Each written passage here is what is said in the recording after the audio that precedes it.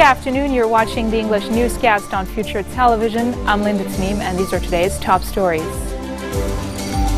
The long-awaited storm Zina officially arrives, with Lebanon witnessing a burst of cold weather and violent winds, destroying properties and shutting down ports.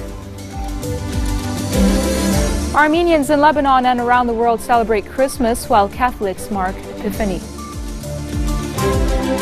And the United States denounces a move by Israel to freeze the transfer of tax revenues to the Palestinian Authority in retaliation for their bid to join the International Criminal Court. The long-awaited storm Zina has officially arrived, with the country witnessing a burst of cold weather and temperatures expected to further drop as the storm intensifies. Lebanon halted maritime traffic in its southern ports of Sidon and Tyre as a result of violent winds from the storm, which caused property damage and knocked out internet in parts of the country. High winds reaching up to 90 kilometers per hour have also toppled billboards and damaged cars. Air traffic, however, was still operating normally, although many mountain roads were still blocked by snow, including Sanin Zahle and Naitra Balbek. Kifraya Barouk and Dahr al-Bayda roads were passable for jeeps and vehicles equipped with metal chains.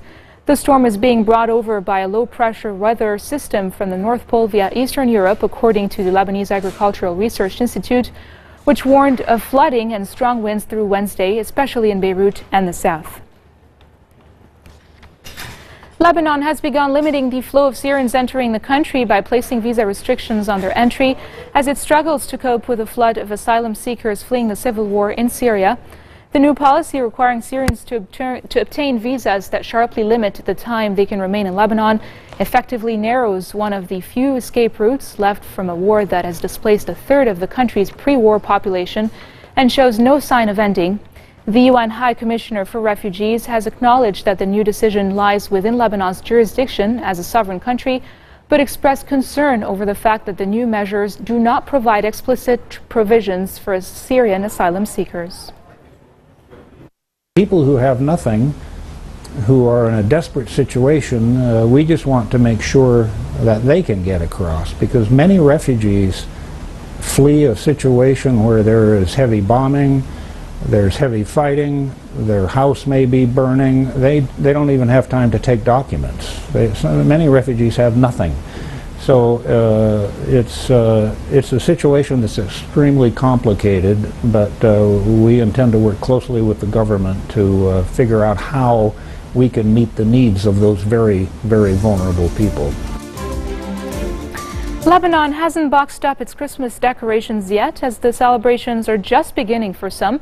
A large percentage of Lebanon's prominent Armenian community celebrates their version of the holy day on January 6th. The 6th is Epiphany for most Christians, but Armenians use the day to celebrate a culmination of the season's events.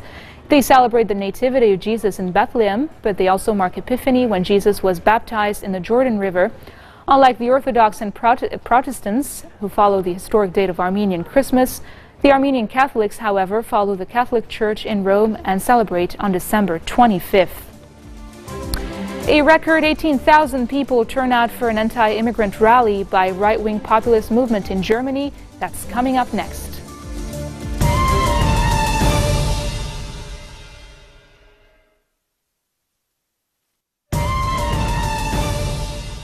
Welcome back. The United States has denounced a move by Israel to freeze the transfer of tax revenues to the Palestinian Authority in retaliation for their bid to join the International Criminal Court. U.S. State Department spokeswoman Jen Psaki has justified her country's stance by saying the U.S. government is opposed to any actions that raise tensions and calls on both sides to avoid actions that raise tensions, which make it more difficult to return to direct negotiations.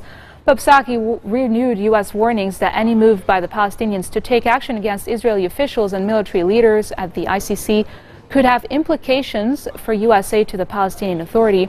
This comes as Israel froze about $127 million in tax revenue to the cash-strapped Palestinian Authority after it applied to join the Hague-based ICC on Friday. Moving on to Europe, a record 18,000 people have turned out for an anti-immigrant rally by a right-wing populist movement in the eastern German city of Dresden, prompting thousands to join counter-demonstrations in several cities. The movement, which began with just a few hundred in October against perceived Islamization of Europe, drew huge crowds last night despite calls by Chancellor Angela Merkel to snub such street protests. Alarmed at the rising xenophobia, an estimated 30,000 people rallied against the patriotic Europeans against the Islamization of the Occident across several cities.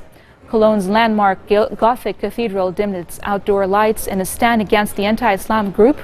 In Berlin, more than 5,000 people rallied against Pegida. Justice Minister Heiko Maas joined the anti-Pegida protest, while the Foreign Ministry tweeted there is no room for xenophobic agitation in Germany.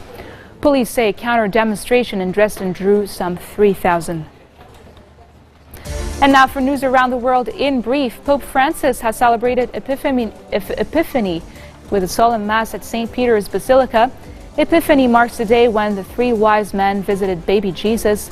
Large crowds attended the Mass celebrating Epiphany, which also marks the end of the Christmas season in the Roman and Protestant Christian traditions. The Pope told the congregation that in difficult times people could turn to God for guidance. The wife of the ex-mayor of Iguala, the Mexican city where 43 college students went missing in September and are feared dead, has been jailed indefinitely on suspicions of masterminding the abductions that rocked the country. Maria de los Angeles Pineda, who had been held under provisional arrest, has been transferred to a high-security prison in the western state of Nayarit from the capital, Mexico City. At least 130 people have been injured in Brazil as two commuter trains crashed in Rio de Janeiro. Witnesses say the accident took place as one of the trains overstayed at a station to let passengers off, when the other on the same track came up to end in a collision. The euro has plunged to a 9-year low against the dollar on worries that a victory in Greece by the far-left Syriza party in the January 25th election will result in the country's departure from the European Union. The EU currency's value, which dived on Monday to $1.1864, a level last reached back in 2006, was also dented by growing expectations of quantitative easing or economic stimulus from the European Central Bank. Energy shares led a broad decline on Wall Street on Monday in the wake of a drop in crude prices to fresh 5.5-year lows amid concerns economic problems elsewhere in the world could hurt the United States. Standard & Poor was set for its first 4-day losing streak since December 2013 as crude oil futures prices dropped to their lowest since May 2009 amid a global supply glut and lackluster demand. However, financial analysts say even with a decline, it might not be the best time for investors to jump on oil stocks. I would sit on the sidelines with oil stocks right now. We just don't know the direction of oil prices. We think it could go lower before it starts moving up. Now, having said that, we expect oil to end higher by the end of 2015 because ultimately the U.S. will cut some of its supply and that should prop up the price of oil. But there are a lot of question marks surrounding it, and of course that's one of the creators of fear in the market right now, because there are some that are concerned that it's not a supply story, it's a demand story, and that's exacerbating issues right now with investors. Now, we think the story is largely a supply story, but there's certainly some demand aspects to it. And in fact, if you zero in on, for example, China and concerns that there's less demand there, there's a question mark as to how significant a deceleration there will be in China in 2015. And could that have an even greater impact going forward on demand for oil as well as on economic growth in general? U.S. officials monitoring the recent drop in oil prices believe the dip so far has been beneficial for the U.S. economy. When pressed on the proposed Keystone XL pipeline, which Republicans want Obama to approve, Ernest said Obama would wait to see any legislation they propose before determining whether to veto it. Well, I'm going to reserve judgment on a specific piece of legislation until we actually see what language is included in that specific piece of legislation. I will say, as you noted, Julie, he did discuss this at his end-of-the-year news conference a couple of weeks ago. And he did note that the pipeline would have, what he described as a nominal impact on gas prices in this country. But he was concerned about the impact that it could have on carbon pollution and the contribution it could make to carbon pollution, the negative impact that that has on the public health of people all across the country, and the impact that that has on our ability to build communities across the country as we see weather disasters worsen, as we see in the form of wildfires or more severe hurricanes, that only adds to costs. So the President does harbor those concerns. We've talked before about why we believe that falling gas prices are, as a general matter, pretty good for the economy, and it certainly is good for middle-class families that are being pinched.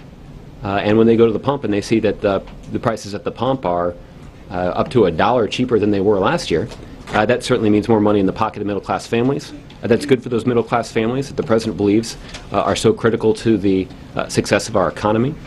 It also is a testament to the success that the U.S. has had over the last several years, in part because of the policies put forward by this administration, to increase production of domestic oil and gas. Cirque du Soleil is returning to London's Royal Albert Hall with their show Cusa, following the production's successful UK premiere at the venue in 2013. Cirque du Soleil says Cusa is a return to the Canadian entertainment company's origins, combining the two circus traditions of acrobatics and clowning. The show is set in an exotic visual world and tells the story of the innocent, a loner in search for his place in the world, through contortionists and trapeze artists, to name but a few. Cusa opens at the Royal Albert Hall on Wednesday, January 7th and runs until Thursday, February 19th. The show then heads to Bern, Switzerland from March 1st until March 15th. Check it out.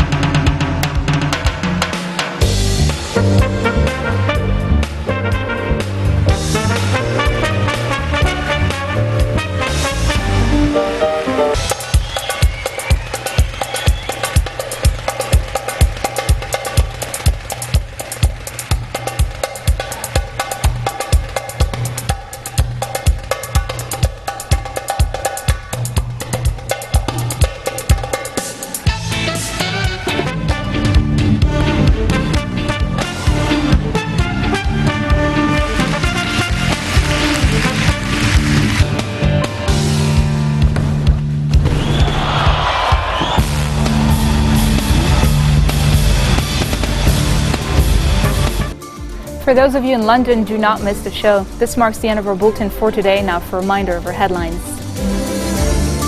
The long-awaited storm Zina officially arrives, with Lebanon witnessing a burst of cold weather and violent winds, destroying properties and shutting down ports. Armenians in Lebanon and around the world celebrate Christmas, while Catholics mark Epiphany. And the United States denounces a move by Israel to freeze the transfer of tax revenues to the Palestinian Authority in retaliation for their bid to join the International Criminal Court.